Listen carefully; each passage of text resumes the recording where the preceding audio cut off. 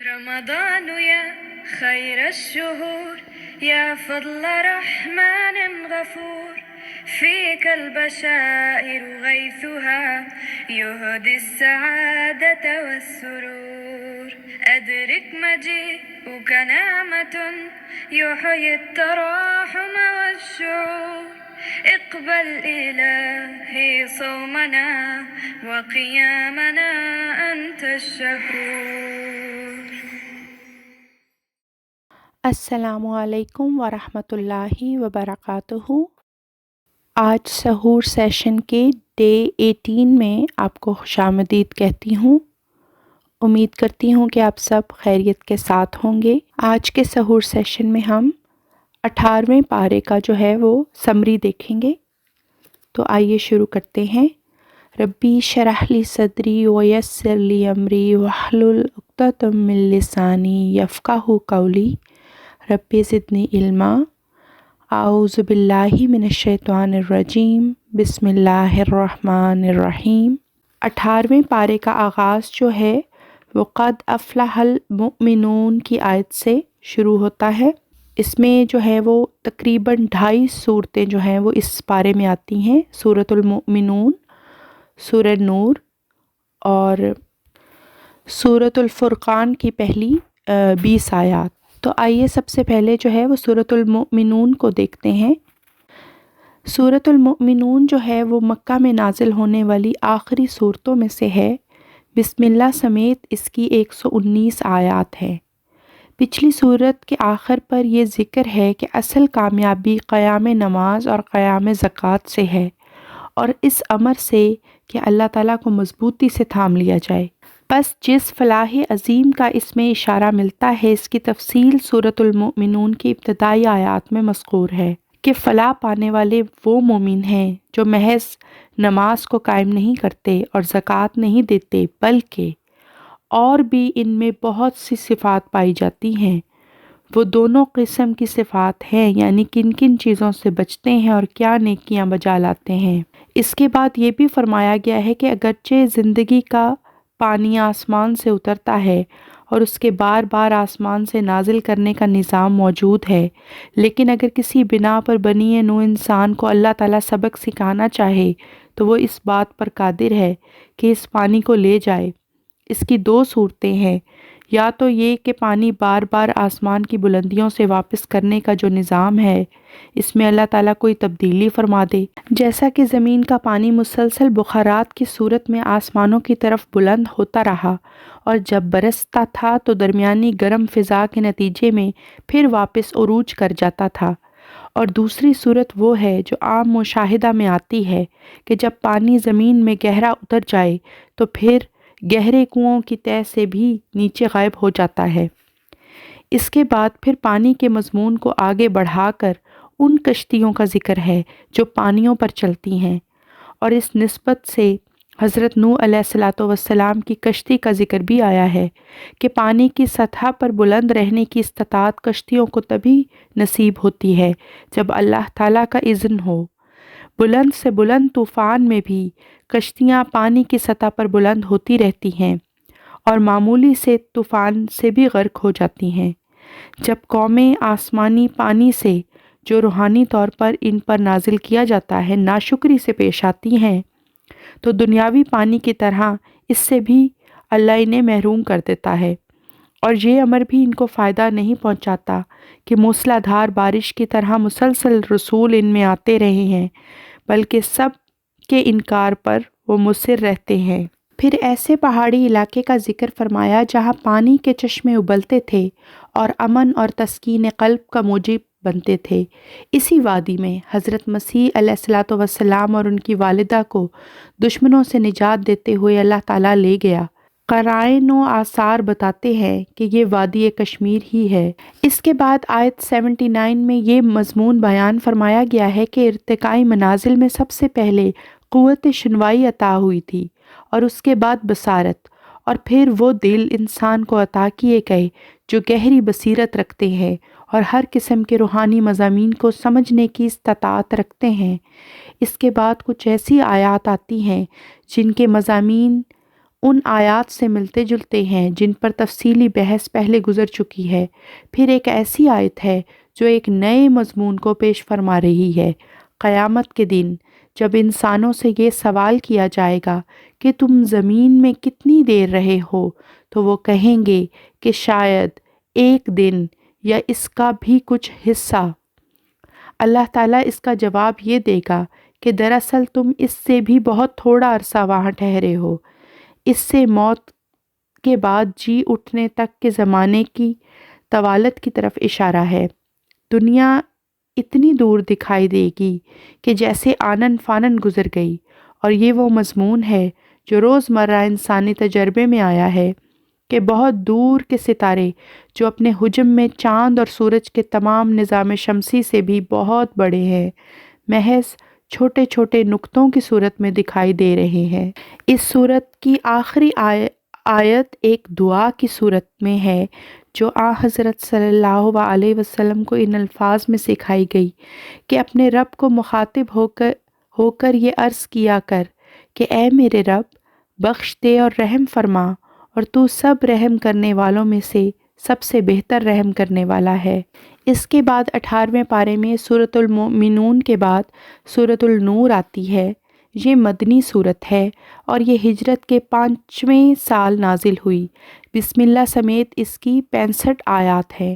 اس سے پہلی سورۃ المؤمنون کے شروع میں مومنوں کی علامات میں فروج کی حفاظت کا خصوصیت سے ذکر فرمایا گیا، اور سورہ نور کا مضمون بھی بنیادی طور پر اسی مضمون سے تعلق رکھتا ہے، اور زانی مرد اور زانی عورت کی سزا کا ذکر ہے، اور اس بات کا ذکر ہے کہ گندے لوگ گندے ساتھیوں ہی سے راہ رسم رکھتے ہیں، اور مومن اس بات کا سختی سے خیال رکھتے ہیں کہ ان کو پاکیزہ ساتھی عطا ہوں۔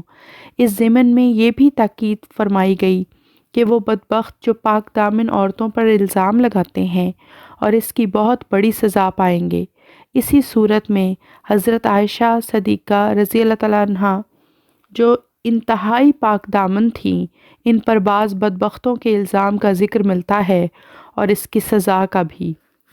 اس کے بعد پاک بازی کی زندگی اختیار کرنے والوں کو وہ نصائح کی گئی ہیں جن پر عمل درآمد سے ان کو اللہ تعالیٰ مزید پاکیزگی عطا فرمائے گا۔ ان میں سے ایک یہ بھی ہے کہ جب گھروں میں داخل ہو تو اس سے پہلے سلام کر لیا کرو تاکہ اہل خانہ کو غفلت کی حالت میں اس طرح نہ پاؤ جس سے تمہارے خیالات بھٹک جائیں۔ اور اس کی دوسری پیش بندی یہ بتائی گئی کہ مومن مرد بھی اور مومن عورتیں بھی دونوں غض بصر سے کام لیا کریں اور نظروں کو آوارہ بھٹکنے نہ دیا کریں۔ اس تمام ذکر کے بعد حضرت صلی اللہ علیہ وسلم کے نور کے ایک عظیم الشان مظہر کے طور پر پیش فرمایا ہے، جس کی بنیادی صفات یہ ہیں کہ وہ نہ مشرقی ہے نہ مغربی، بلکہ وہ شرق اور غرب کو برابر اپنے نور سے منور کرے گا، اور ایسے چراغ کی طرح ہے جو بہت سے چراغوں کو روشن کرے گا۔ اس کے ساتھ صحابہ کرام رضی اللہ تعالیٰ عنہ کے گھروں کا تذکرہ ہے کہ کس طرح ان گھروں میں بھی حضرت محمد رسول صلی اللہ علیہ وسلم نے چراغ روشن فرما دیے۔ اس کے بعد کفار کی مثال دو طرح سے دی ہے۔ ایک تو یہ کہ وہ دنیا کی لذتوں کی پیروی میں اپنی پیاس بجھانے کی جو کوشش کرتے ہیں، بالآخر وہ حسرتوں میں تبدیل ہو جاتی ہیں۔ جیسے بیابان میں کوئی پیاسا سراب کو پانی سمجھتا ہے، لیکن جب وہ وہاں پہنچتا ہے تو اس کے سوا اس کا کوئی انجام نہیں ہوتا کہ اللہ تعالیٰ اس کو نفس کے اس دھوکے کی سزا دے۔ اسی طرح نور کے مقابل پر ان پر اس طرح طے بطے تاریکیاں مسلط ہوتی ہیں جیسے گہرے سمندر میں جبکہ آسمان پر گہرے بادل چھائے ہوئے ہوں، ایک غرق ہونے والا طے بطے اندھیروں میں ڈوب رہا ہوتا ہے، اور اس قدر تاریکی ہوتی ہے کہ اپنے ہاتھ کو دیکھنے کی بھی طاقت نہیں رکھتا۔ آیت نمبر 52 میں فرمایا کہ سچے مومنوں کی تعریف یہ ہے کہ جب وہ اللہ اور اس کے رسول کی طرف بلائے جاتے ہیں تو اس دعوت پر بلا تعامل لبیک کہتے ہیں۔ یہاں قد افلح المؤمنون میں مذکور فلاح کا بھی ذکر فرما دیا گیا ہے کہ یہی وہ لوگ ہیں جو فلاح پانے والے ہیں۔ اسی صورت میں آیت استخلاف بھی ہے جو اس مضمون کو پیش فرماتی ہے کہ جس طرح گزشتہ انبیاء کے بعد اللہ تعالیٰ نے ان کے خلفاء مقرر فرمائے تھے، اسی طرح حضرت محمد رسول اللہ صلی اللہ علیہ وسلم کے بعد آپ کے خلفاء کے اللہ کے اذن سے ہی مقرر ہوں گے، خواہ بظاہر کسی انسانی انتخاب کے ذریعہ ہی ہوں، اور ان کی ایک علامت یہ ہوگی کہ خطرات اور فساد کے دوران جبکہ قوم سمجھ رہی ہوگی کہ دشمن ان پر غالب آ رہا ہے، ہم ان کے خطرات کو پھر امن میں تبدیل کر دیں گے۔ مومنوں کی کامل اطاعت کا جو بار بار ذکر فرمایا گیا ہے، اس اطاعت کی ایک نشانی یہ ہے کہ وہ حضرت رسول اللہ صلی اللہ علیہ وسلم کی صرف اطاعت ہی نہیں کرتے بلکہ آپ کا بے انتہا ادب کرتے ہیں، یہاں تک کہ جب کسی اجتماعی امر میں غور و فکر کے لیے اکٹھے ہوں تو ہرگز رسول اللہ صلی اللہ علیہ وسلم کی اجازت کے بغیر مجلس سے باہر نہیں جاتے، اور جاہلوں کو آداب سکھاتے ہوئے یہ بھی فرمایا گیا کہ جس طرح ایک دوسرے کو آوازیں دیا کرتے ہو، حضرت محمد رسول اللہ صلی اللہ علیہ وسلم کو اس طرح آوازیں دے کر نہ بلایا کرو۔ اس سورت کی آخری آیت میں اللہ تعالیٰ فرماتا ہے کہ تم جو بھی دعویٰ کرو وہ مخلصانہ بھی ہو سکتا ہے اور منافقانہ بھی، اللہ ہی بہتر جانتا ہے کہ تم کس حال پر ہو۔ سورۃ النور کے بعد سورۃ الفرقان شروع ہوتی ہے۔ یہ سورت مکی دور کے آخر میں نازل ہوئی اور بسم اللہ سمیت اس کی 78 آیات ہیں۔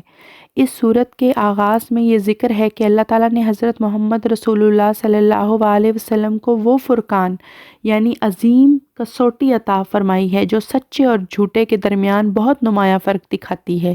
یہ وہی کسوٹی ہے جس کا بار بار سورۃ النور میں ذکر گزر چکا ہے۔ اب اس سورت میں اس کی مزید مثالیں پیش کی جائیں گی۔ ایک تو یہ کہ آن حضرت صلی اللہ علیہ وسلم صرف اپنے ارد گرد موجود لوگوں ہی میں نمایاں فرق کرنے کی صلاحیت نہیں رکھتے تھے بلکہ تمام جہانوں کے سچوں اور جھوٹوں کو پرکھنے کے لیے بھی آپ کی ایک عظیم فرقان اور قرآن کی صورت میں عطا ہوئی ہے۔ دشمن آن حضرت صلی اللہ علیہ وسلم پر آپ صلی اللہ علیہ وسلم کے حیرت انگیز معجزات کے جواب میں سچی رسالت کی یہ من گھڑت کسوٹی پیش کرتے تھے کہ اس رسول کو کیا ہو گیا ہے کہ کھانا کھاتا ہے اور بازاروں میں بھی پھرتا ہے، اس کے ساتھ کوئی فرشتہ کیوں نہ اتارا گیا تاکہ اس کے ساتھ مل کر وہ بھی ڈراتا۔ اسی طرح انہوں نے ایک یہ پیمانہ بنا رکھا تھا کہ رسول پر آسمان سے کوئی ظاہری خزانہ اترنا چاہیے تھا، حالانکہ رسول پر اس کی تعلیم کا لامتناہی خزانہ اتارا گیا ہوتا ہے، نہ کہ کوئی ظاہری خزانہ۔ اسی طرح ان کے نزدیک رسول کے پاس عظیم الشان باغات ہونے چاہیے جن میں سے وہ بغیر کسی محنت کے جتنا چاہے کھاتا پھرے۔ اللہ تعالیٰ اس کا جواب یہ دیتا ہے کہ ہم نے جو تیرے لیے جنت کے باغات مقدر کر رکھے ہیں ان کا یہ جاہل تصور بھی نہیں کر سکتے، اور ان باغات میں وہ روحانی محل بھی ہوں گے جو تیرے ہی لیے بنائے گئے ہیں۔ اسی طرح کفار کے دعویٰ کے رد میں یہ بھی فرمایا گیا کہ اس سے پہلے جتنے بھی رسول گزرے ہیں ان میں کوئی ایک بھی دکھاؤ جو انسانوں کی طرح گلیوں میں چلتے پھرتے نہ ہوں۔ اگر نہیں دکھا سکتے تو یہ کلیتاً رسالت ہی کا انکار ہے کہ گویا کسی کو رسول بنا ہی نہیں سکتا، کہ گویا خدا کسی کو رسول بنا ہی نہیں سکتا۔ اور جہاں تک ان کفار پر نزول ملائکہ کا تعلق ہے تو ان دشمنوں پر ضرور فرشتے نازل ہوں گے مگر ان کی ہلاکت کا پیغام لے کر اور ایسے عذاب کی خبر دیتے ہوئے جس سے پھر کوئی نجات نہیں۔ اس کے ساتھ ہی آج کے سحور سیشن کا اختتام کرتی ہوں۔ انشاءاللہ کل کے سحور سیشن میں ملاقات ہوگی۔ السلام علیکم ورحمۃ اللہ وبرکاتہ، وآخر دعوانا ان الحمد للہ رب العالمین۔ اللہ حافظ۔